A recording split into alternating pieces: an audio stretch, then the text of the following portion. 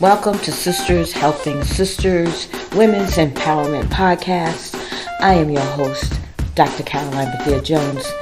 Today we will continue our session, Brave Women of the Bible Who Made Boss Moves. Our topic of discussion is Tamar, the daughter-in-law of biblical Judah. In these lessons, we will analyze and interpret the stories of women in the Bible by applying our knowledge and critical thinking. The purpose of this lesson is to come to a complete understanding of the role each woman has played in building God's kingdom and how women of today can use this knowledge too. So, what is decoding? Decoding is a skill for learning to read. And that is what we will use in this course to learn how to read the Bible with understanding. The Bible is written in code, and even the simplest of stories hold a deeper meaning. For the last 3 months, we have read and analyzed the stories of 6 women of the Bible and how their actions could have changed the way we see ourselves today. So, I hope you take a listen. In my absence during this session, my students, Kiana Jones, Nika Amen, and Vicky Sims, took the lead in this conversation. And I couldn't be more proud of their empowerment and their leadership and their ability to discuss and think critically about these stories. So in the next few minutes, you're going to hear the voices of Miss Kiana Nika Amen and Miss Vicky Sims as they critically discuss the life of Tamar, our brave women of the Bible who made a boss move. Yeah, so today we're talking about the story of Tamar, which was found in Genesis 38. Were you able to read it beforehand? Yes, I did. I Okay, did read it. Yes. So did I. And what a story, right? Yes, Talk about yes. scandalicious. Yes.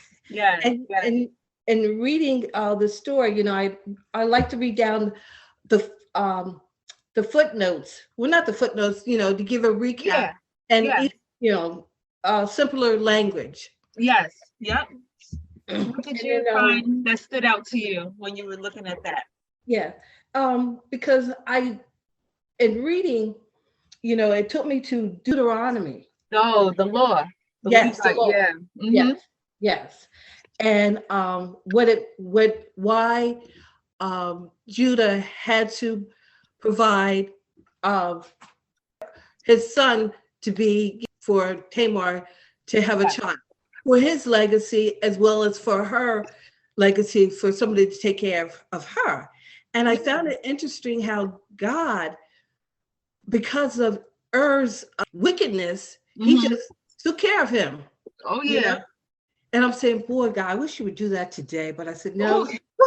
Oh, you sound like me with the smiting. You know I'm always talking about smiting somebody, Miss Annie. Yes. You know I love a good smiting. Yes. Yeah. And then, the second son didn't learn the lesson from his brother. Yeah, and we don't even know what the first son did to try to compare like which son was worse. But again, we know from our studies and just from the Christian walk, no sin is better than the other. They both sinned. So to me, I'm like, well, what did Er do? But it don't matter. It don't matter. In God's eye, it was wicked. Exactly. So it don't like whether it was worse than his brother or better. They both had the same ends, right? So I guess that's relevant. Yes. But God took care of them immediately. Immediately. And just shows you that, like you said, no sin is worse than the other or greater than the other. Sin is sin. And you know what else that I was thinking about as I was reading this? You know how we've been studying these women all this time and wondering if they did the right thing. Well, I don't want to use the word right, but why they did what they did and what their thought process was. So reading this story and seeing how swiftly God was smiting people, this is still the Old Testament when he was doing that. Yes. It makes you, just like how we were talking about with Adam and Eve and with Rebecca, and we were talking about how it was God's plan, what we're like, think about Rebecca specifically, what she did. We were wondering, like, did she change the course of God's plan? And then we always decide, like, of course not. Like, every step along the way is God's plan. So with this story in particular, it made me wonder, if Tamar was wrong, that's only the assumption, wouldn't God have had the ability to smite her on the spot too?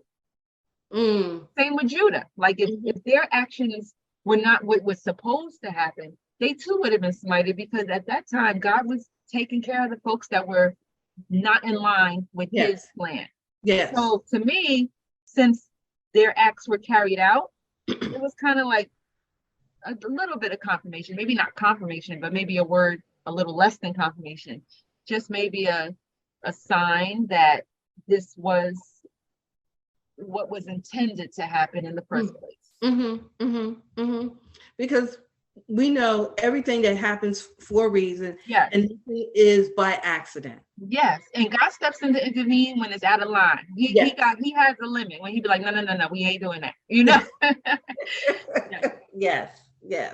So if he doesn't step in and do that, then it's kind of like, all right, well, there's a reason for that. There's some playing chess, not checkers, right? That's what they say.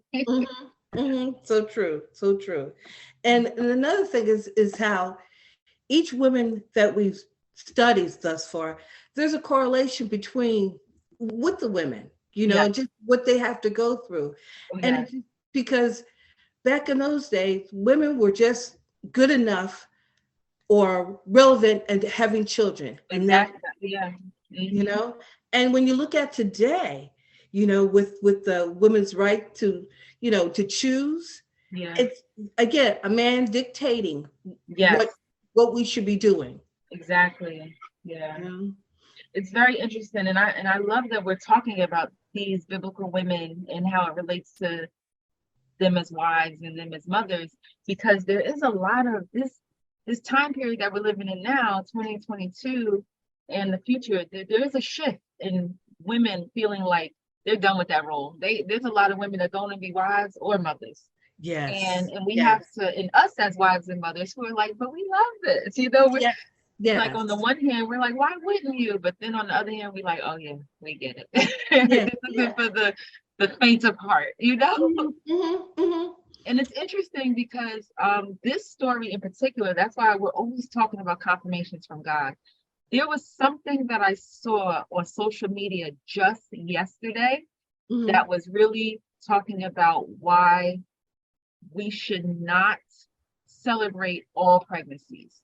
And when I first read it, I agreed. I liked the post, and I was like, yep, definitely. Because we know that there's some unions that just seem like that is a disaster waiting to happen. Yes. But who are we to judge? So yesterday I agreed with that post until I sat down and prepared for this lesson and read about Tamar in Genesis. And then that Instagram post came back to me, and I was like, hold up, wait a minute.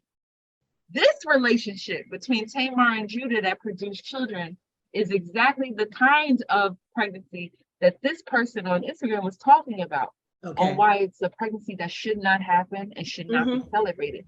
But yet the Bible has showed us why, no, this had to happen. So we don't see that long view. We're not thinking as far as God can see and think. Right. And so I totally, from last night looking over this information, changed my view, repented from that view that I first had.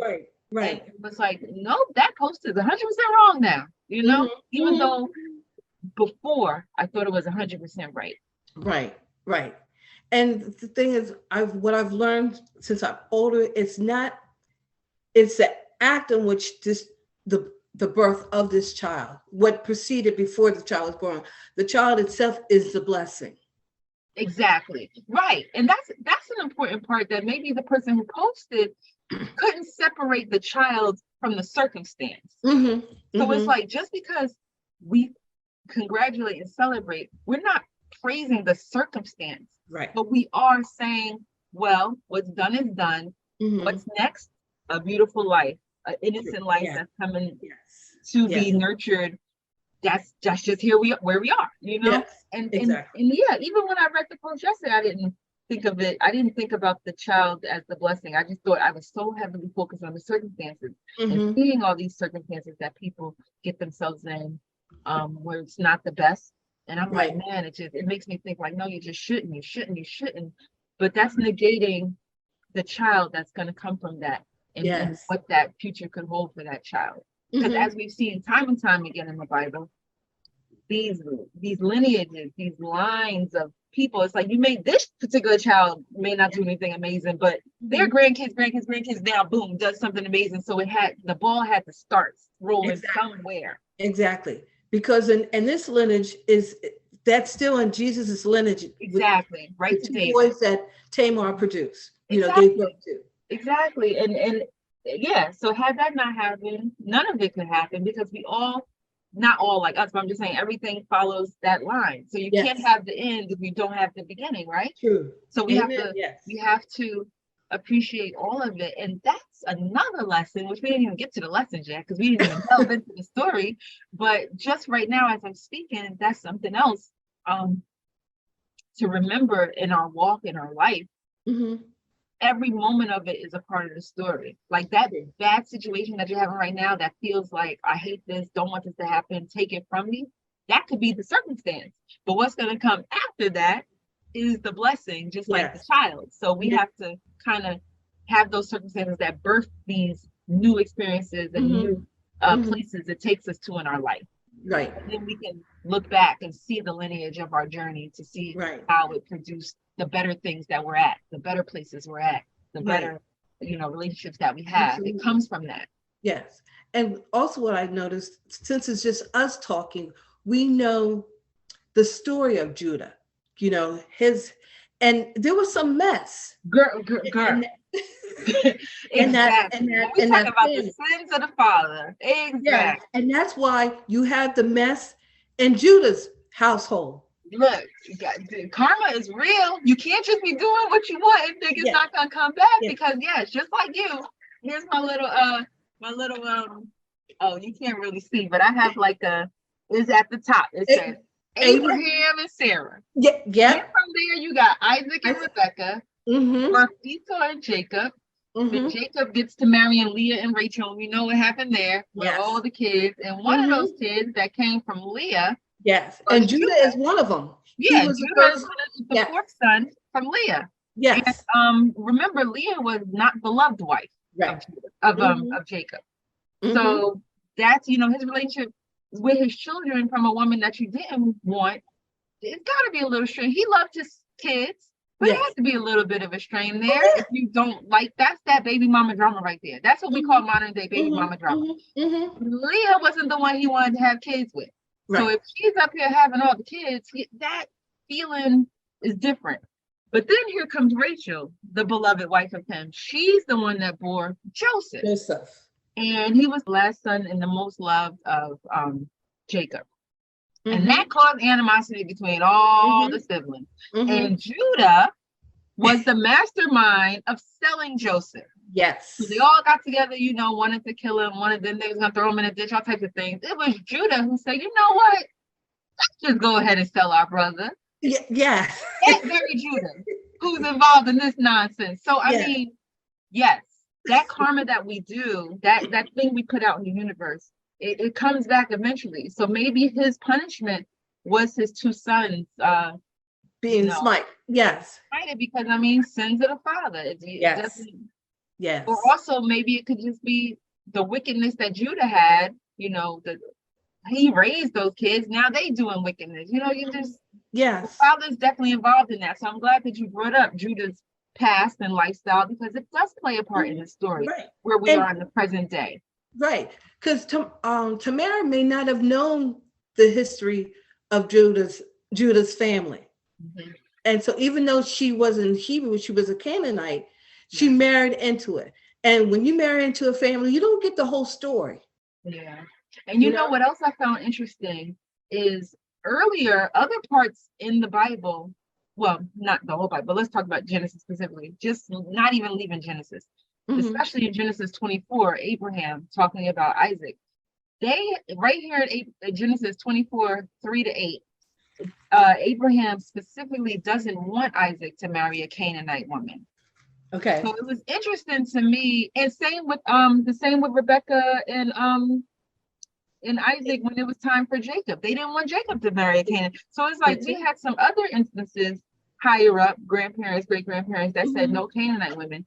But then by the time we get down to Judah and those great grandkids, they marrying Canaanite women again. Yes. Like it's cool now. So I'm thinking if it wasn't cool before, maybe that also plays a part into what's happening. Because you're being disobedient. Right. You're told not to do something that you're doing. You think no repercussions are going to come from that? Yes. But we come see, this is what happens to us.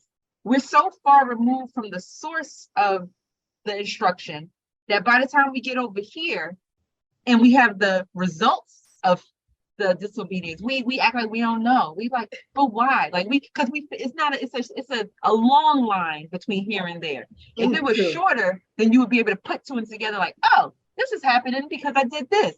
But because so much time has passed, we try to pretend we forget. That we're getting punished because God said X, Y, and Z, but God never forgets. Yeah. and we all, and same with Judah, because time came, the birth and the kids, him finding out their pregnancy. What he had done had happened months before. Yes. And then he got all high and mighty and thinking, and then here she come with the evidence, and he's like, immediately he recalled, oh, that's why I'm right. But you were so quick to have her burned. So quick. So let's we've been talking a lot about our feelings about the story, but let's, for the record, talk about the story itself. So we have you called her Tamar. I'm calling her Tamar just based on the Braxtons, but whatever her name is, Tamar. She ended up being, like we're saying, Judah is her father-in-law. Her father-in-law, son of Jacob, brother to Joseph. He has a wife. They have three sons. And this Tamar woman was the daughter-in-law, married their oldest son. Yes. But then immediately that son was killed. Yes. So based on the law that you pointed out from Deuteronomy, it is customary for the brother to take on the deceased brother's wife so that they can have children and continue that legacy. And it's credited to the brother that's deceased. Yes. So the second brother, he was like, yeah, I'll marry her and all. And he's even sleeping with her.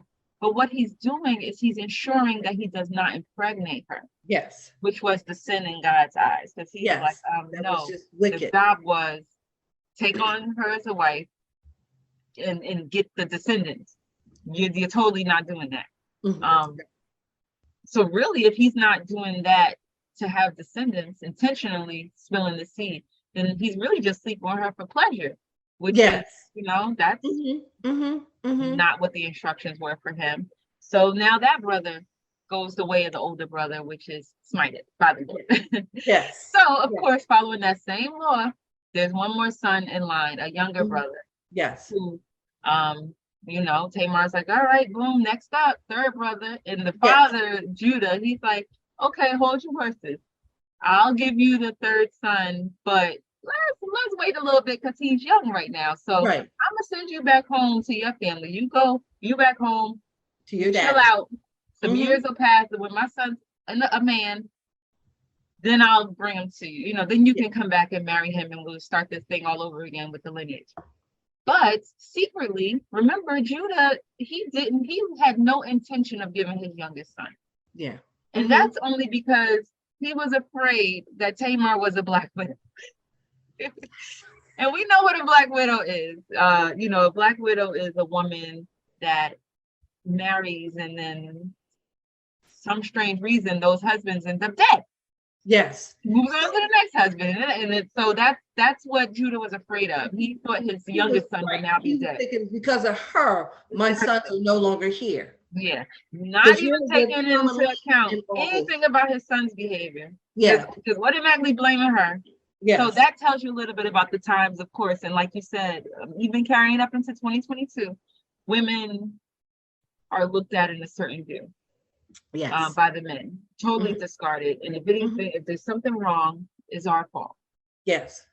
Yeah. So Judah didn't have accountability for his own actions, and certainly didn't take his sons to task for their actions. Yes. Yeah. Yes. Because if in looking at his son, he also has to look at himself. That's what it really is. Yes. Exactly. And people don't want to do that. No. Because he played a big part. The victim. Yes. He played a big part, and then he played the victim both times. Yes. He started off as the victim of the children. He'd say, woe is me, my sons are dead. But not even looking into those reasons. And like we started saying, they could have come from his actions, even with his brother. True. From many moons ago. Yes. But he's not ready to look into any of that. So, and then this was another interesting part, which I read, it said that Judah actually had two options. He could have released her and said, you know what, we don't need to fulfill it. We tried it twice. You're free to go. You can remarry anybody else. I release you from the family. He could have done that, or, continue with the tradition and promise her to the youngest brother. And that's what he did. So essentially, he left her in limbo. Okay. Because he had no intention of giving her his youngest son, and he did not free her, which means that she was just a lady in waiting. And was just stuck. And Judah, was fine with that. Was fine with making this woman stuck for the rest of her life. Yes. You see how they do? Yes. And we don't know how long she had waited. It doesn't give us how long. It doesn't tell us exactly how long. But I mean, that also happens. I know people that have husbands technically, but maybe they leave, but they won't grant the divorce. So that's another woman in limbo. Yes. I'm married to you, so legally and morally, I can't go with anyone else, but you're not releasing me. You want me to stay here and be stuck. Yes. You want me to just want to cast me off and say, well, you're my wife over there. Don't sit down and can't be with nobody else. Right. I don't want you, but nobody else can have you either. Right. And that's what he said about his family. Judah's basically like, he didn't say this, but inside his heart, he's like, we don't want you in our family anymore. But we also, maybe he was afraid that if she were the curse of a Black widow, that even if she went to another family, it would happen for those sons. Maybe that's why he didn't release her, because he felt like, you are toxic and I'm saving others from you as well. I'm saving my youngest and I'm saving other men from you. You just go stay over there. Yeah. Well, if we thought he was noble, noble man. I mean, we're speculating a lot. Yeah. Yeah. But that's one way to look at it. Yeah, exactly. So that's one way to look at it if he was noble. So I'm just trying to give him the benefit of the doubt. Maybe that's what he was thinking. But if he wasn't, then he really just wanted to keep her in limbo. And she got sick of waiting, didn't she? Yes, she did. Yes, she did. And now here we come to the crossroads and what she decided. Yes. So what do you think about her actions? Well, and her thought process behind it. At first, when I was reading it, so I was saying, at first I put myself in her shoes and I would have waited. Okay. But then as I was reading, I said, she took ownership of her destiny. Why should I wait when you're going on with your life? Because your wife has died. So now you mourn. Now you out and about. Yeah. Not thinking about me. So I have to do what I have to do because my future is at stake. Exactly. And doing so, I'm solidifying your legacy as well. Yeah. So then I had a change of mind. Yeah. Change of mind. But she didn't know what the outcome was going to be, and that was a big risk. That was a big risk. And the fact that she said, "Let me have your staff and your seal," because that was really, really ingenious of her to have some collateral. She was, it was her way of protecting herself because she knew what would happen when she was found out to be pregnant without a husband. Yes. Yeah. So I thought that was very smart of her. Yeah. But knowing the status of women, it was still a risk because he could have been angry that she tricked him and still wanted to kill her, right? Yes. Yes. Yes. Yeah. But fortunately, that's not what happened. Fortunately, it was placed on his heart. You know, you messed up, right? And he owned it up. He owned up to it, and he welcomed her. And at the end of, she was pregnant with 2 sons. Yes. Yeah. And then I thought about, because it did say when I was reading Deuteronomy that when the brother did not want to marry her, there's a ritual that you have to go through, saying that you're not going to take her on a wife and whatnot. But then in doing so, you're the one who's shamed, Okay. And that's in Ruth, where Naomi, in order for Boaz to marry Naomi, he wasn't, I guess, the next in line of that lineage to marry Naomi. So, because he was a cousin, but he was far down in the with other people that came before him. Yes. So you make the connections, when we study these women. I'm making the connections of when we study the other women before. Yeah. And actually, it's nice that you brought up Ruth, because they said that in the book of Ruth, it mentions Perez, which is the blessing at the wedding for Boaz and Naomi. They mentioned, may you be blessed like Perez. And that's the very children that Tamar had with Judah. Yes. So clearly they saw that as a blessing. And that's what they were now saying at other people's weddings, to say, wishing you the same kind of a life. Right. So yeah, they're all connected. Yeah. Like in the Lion King, the circle of life. Circle of life, exactly. Yeah. So what do we think that Tamar made a boss move in that moment when she decided to sleep with her father-in-law? Yes. In order to conceive? Yes, she did. I agree. I think that this definitely constituted a boss move. Yes, because it took courage. First, it took patience. She was patient, waiting. And then it took courage on what she did. Yeah. Because it was not, and it was unselfish of her, because not just for herself, but for her father-in-law. Yeah, she wasn't thinking about herself. Yeah. Because I mean, she could have just, the only other life for her would have been a prostitute, I suppose. She could have kept with that if she wanted. Yeah. But no, she wanted to bring heirs to that family. Yeah. It seems like either you were married, widow, or prostitute. Those are the only options. That's it. And she couldn't be married. She was already a widow and in limbo. And the other option was to be a prostitute. So she went through all 3 of the roles of a woman. And then she was finally able to be a mother. So yes. And regain her status. Exactly. Crown lovely. It was a good read. It really was. And it made me think about, like, when you watch Greenleaf and soap operas and all types of things, there's so many good stories in the Bible. So many. Like, I could totally see this story being put to life in present day time. And I'm sure it feels very reminiscent of stories that we've seen. Oh, as a matter of fact, we went to see Mother of George. Remember that? At Keene College?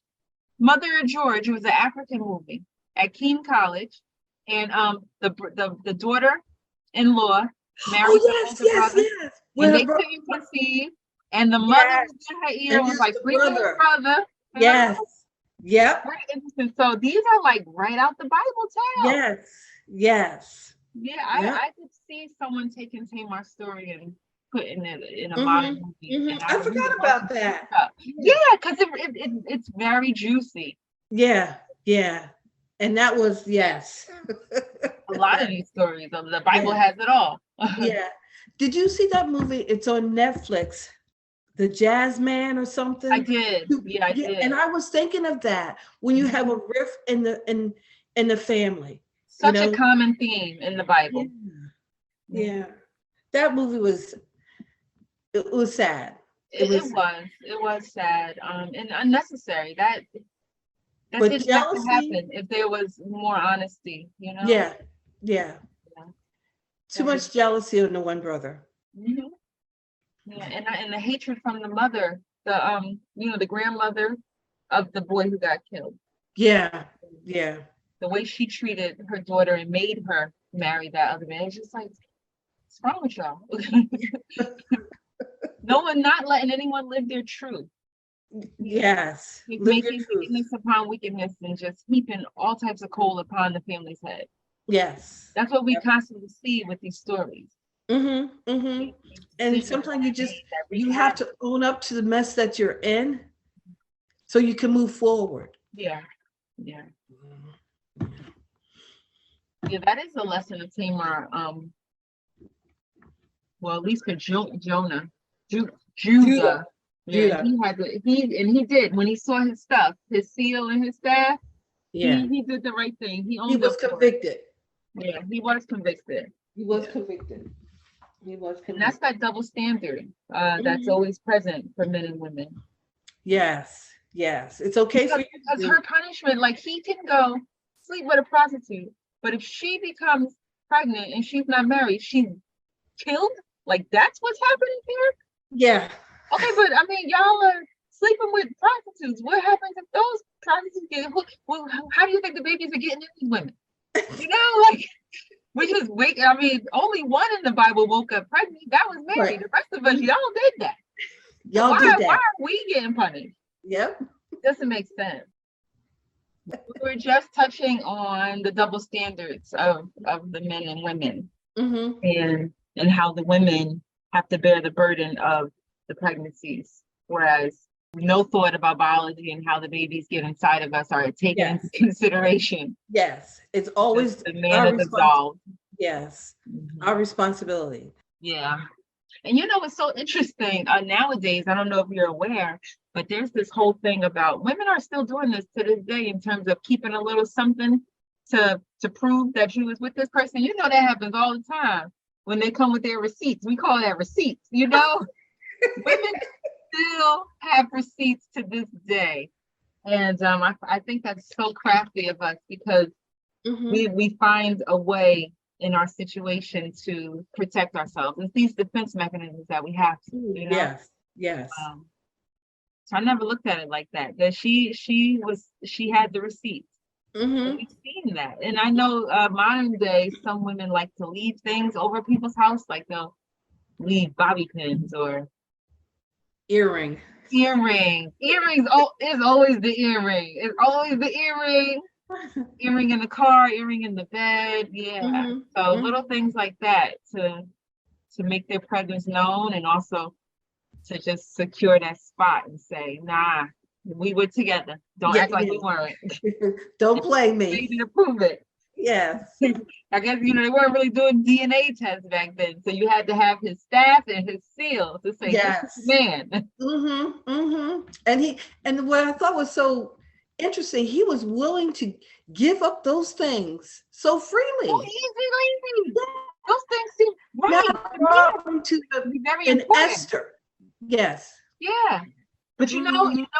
This is what makes her, women in general, but specifically Tamar, so, you know, smart and cunning, because he didn't value her or think that she had the wherewithal to do anything with those things.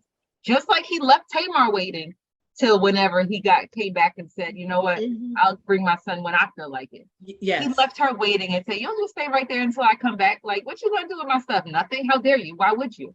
Like both times he just assumed that Tamar would wait. Yes. And then when he sent his servant out to find her and they came back and she was nowhere to be found, he immediately got embarrassed and he said, to save myself from further embarrassment, we're gonna stop looking. Yes. Because he was immediately, and I still don't think that at time he thought that anything like this would happen. Right. Of course Like not. he was like, dang, I shouldn't have left my staff and still her. I think at that moment he realized that probably wasn't the best thing to do. What could she do with that? Maybe she's off selling. I don't know what was running through his mind, but Yeah. he at that moment is when he realized he messed up. Yes. Let's not look for her anymore, because then I'm gonna look like the fool. Yep. That's what I'm telling you. This would be such a good modern day story because it has all the elements of things that we've already seen in life. About how the guy doesn't want to be embarrassed. We've seen this. Like we've seen this in soap operas. We've seen reality TV show. We've seen this story. This in these entanglements, like Jada pointed out this word. I like that word, entanglement. Entanglements sound nice. They've been happening since the beginning of time, and they are still happening to this very day. Yeah. And what we're seeing from these women is when you find yourself in these dire situations where you have no options, no other, well, you hit, I don't know what to call it, but you feel as if your circumstances are such that you have to take this risk because you have been cast out. You have been pushed to the side, and no one is looking to make your situation better. So you have to. Because no one else is out here thinking about you and your situation and your life and your future and your kids, you know? Right. No one else is. Right. But it's a shame that back then, you being a widow, you're still not worthy of any status, right? Yeah. And it wasn't her fault that her husband was smited by God.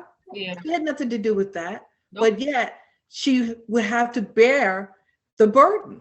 Yeah. If the father-in-law did not do the right thing. Yeah. You know, and even now in our times when there's a widow, you do have an opportunity to remarry. Yeah. Yes, we do. Yeah. I'm glad we're not living in the times where we have to marry our husband's brother. Yes. I'm not interested. And you either, right? I was thinking about that now. I don't think so.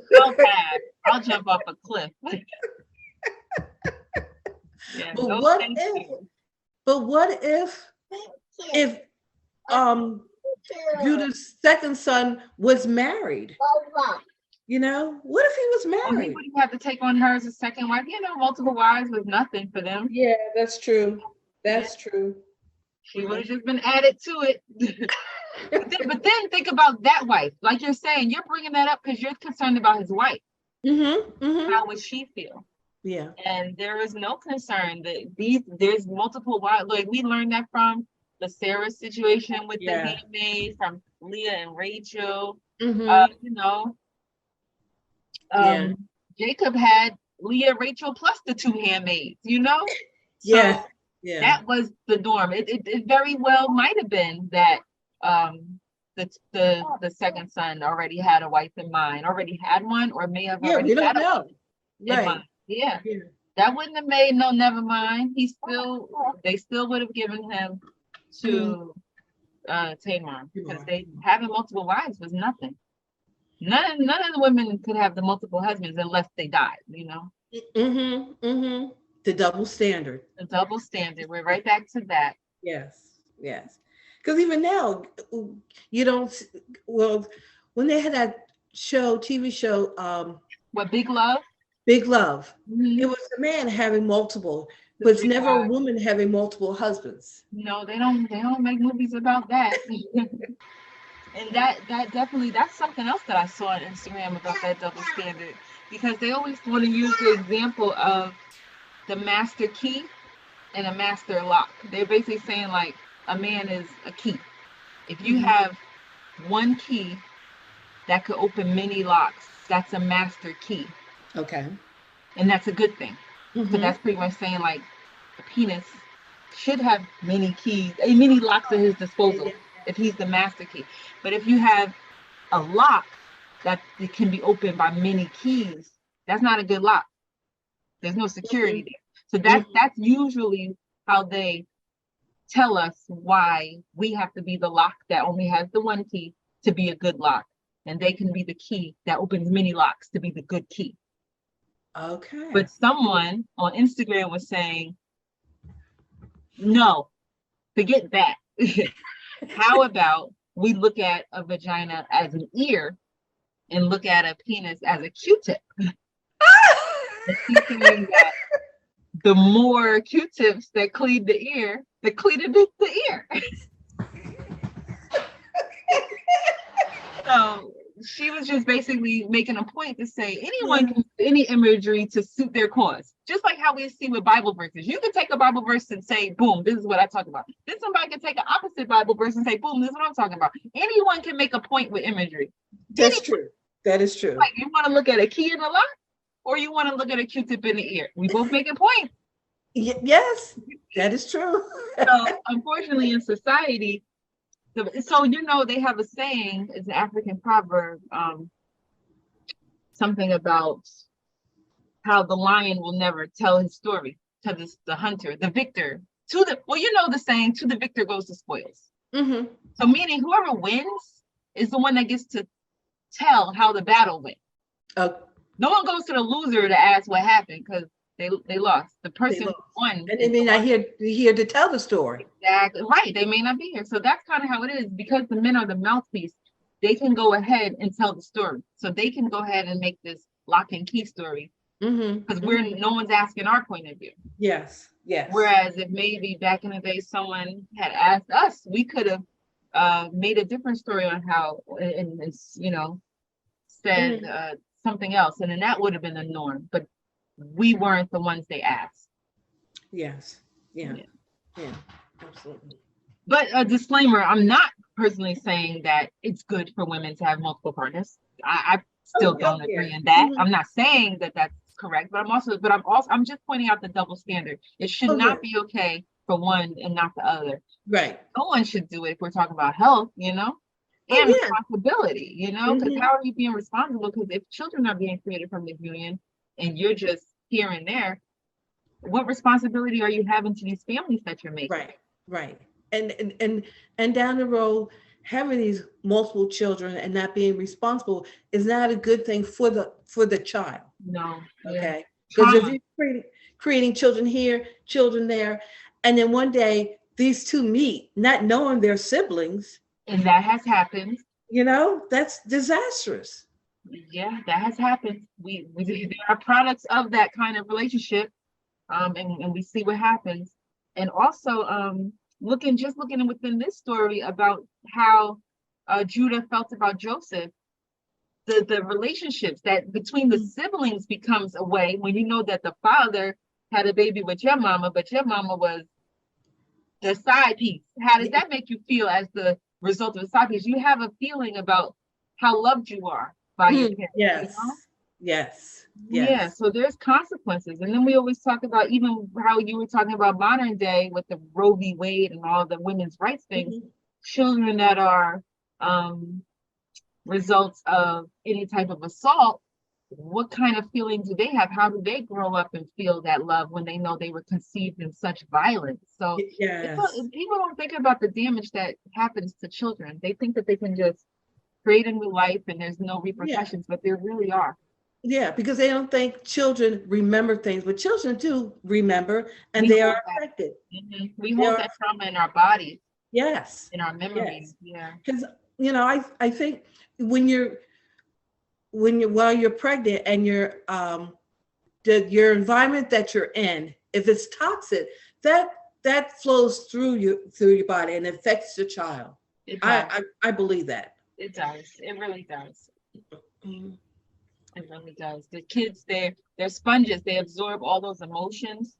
Like postpartum, that period is the kids feed off of the mother being sad and things to make the child very moody or anxious because the mom has these issues. And then also we've seen youngsters have to become the parent, even though they're the child. But in seeing that the parent is in shambles and unable to incapable deal, they step right on in, and that makes that it's all types of, there's so many types of family dynamics that we encounter. Yes. And it could all be avoided if, the two parties come together, mostly the man, were a little more conscious about the seeds he was planting. Yes. Yes. Absolutely. Absolutely. Yeah. So let me look at these. There's some there was a website that had some lessons from Tamar. Let me read some of them. So we touched on it. Number one, always be patient, which we talked about. Tamar was definitely patient, although we didn't know how much time passed that she was waiting for the younger brother. We do know some time had passed. Like, would you even wait? Imagine how long a year or two is to us. Yeah. That might seem like a long time. So being patient, being courageous, which of course we talked about. That's what it means to be a boss, to be brave. Gotta be courageous. Take advantage of opportunities, which she did. She found out that her father-in-law was traveling, that his wife had passed, and she knew, I gotta strike while the iron's hot because I haven't seen him in a while. This will be my opportunity to intersect and meet his path. She saw that opportunity and she took it. And then don't let men in your life avoid or hide from their responsibilities. That's a lesson, and that's what we were actually just talking about. And Tamar, when she presented his items back to him, it was her way of telling him not to hide from his responsibilities. Yes. Like, you put these babies in me, own up to it. Watch for double standards and call them out. Exactly what we're talking about right now. Don't hide the uncomfortable or ugly stories. Which is what I was talking about with that Instagram post about how people don't want to celebrate births that come from imperfect type of union, but we shouldn't hide from those type of stories because we don't know how God's going to use them to reveal his glory. And we've seen that time and time again in the Bible, how he takes mess and makes it a masterpiece, right? Yes, he does. Yes, he does. Yes, he does. Any other thoughts that you wanted, any other revelations that you had that you might want to add? No, I wrote down Judah's lack of integrity resulted in his family mess. Oh, yeah. Yeah, he might have been able to avoid a lot of his stuff had he done the right thing. And we as parents today, if we don't check our kids in the early stages, what we have standing in front of us is result. Oh, yeah. Yeah. People, like I was saying earlier, they can't connect the dots on what they see now and how it got there. Yes. They just sit around like, I can't believe this is happening. Woe is me. How dare? And it's like, we kind of said this was going to occur because you didn't do the checking or you did this action that set this other action in motion. Yeah. They didn't just wake up like this. No. It was there was some steps that led to it. And I feel like the end of this story, Judah finally might have stopped. Because he had no one else. He had no more sons and no wife. So maybe that was the end of him making these poor decisions. It seemed like from that moment, he changed and was able to walk righteous. Possibly. Yeah. I mean, we don't know anymore, but I'm just saying that could have been. Well, by having his grandsons, that gave him a legacy there, Sons and grandsons, I guess. That's a story. That's my daddy, grandpa. Yes. But also, what's interesting? He lost 2 sons and gained 2 sons. Look at how God restored it. Yes. Well, thank you so much, Vicki. I'm glad you were able to join. And I really appreciate you taking the time out. And I think we learned a lot from Tamar, and we agreed that she is the boss. Absolutely. Yeah. Yes. Who's the next one? Do you know? I'll have to check the website because I just sent it to my girlfriend. So the December one we have Queen Esther. Okay. And then we finish with Judith. So Queen Esther is December 3rd, and then Judith is December 17th, and then that's it. Thank you. Thank you so much.